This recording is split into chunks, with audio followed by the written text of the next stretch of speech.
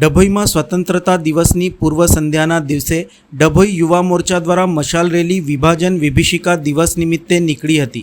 ભારતને આઝાદ કરાવવા દેશના વીરોએ બલિદાન આપ્યું હતું, તેમને યાદ કરી તેમને શ્રદ્ધાંજલિ આપવામાં આવતી હોય છે।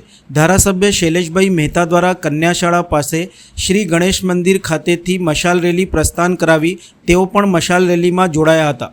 ડભોઈ 15મી ઓગસ્ટ સ્વતંત્રતા દિવસની પૂર્વ સંધ્યાએ વિભાજન વિભીષિકા દિવસ નિમિત્તે દેશને આઝાદ કરવા જે કોઈ વીર જવાનો શહીદ થયા હતા તેમને શ્રદ્ધાંજલિ પાઠવવા હેતુ દર વર્ષે ડભોઈ યુવા મોરચા દ્વારા મશાલ રેલીનું આયોજન કરવામાં આવે છે।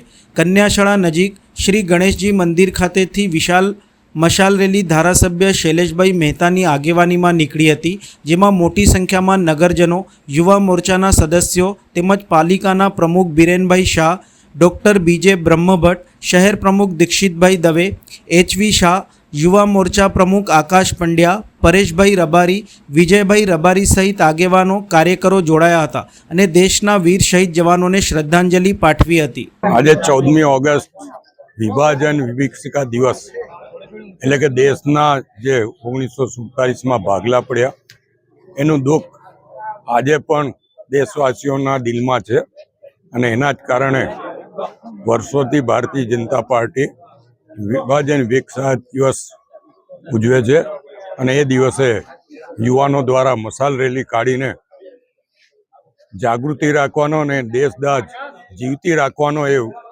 ભાગલા છે અખંડ ભારતના, એને યાદ કરીને ફરી અખંડ ભારત બનાવવાની નેમ લેવાનો મહાપર્વ છે। ત્યારે વિભાજન વિભીષિકા દિવસના એ તમામને ખાતરી આપીએ છીએ કે ભવિષ્યમાં અખંડ ભારત બનીને જ રહેશે। ભારત માતા કી જય, વંદે માતરમ।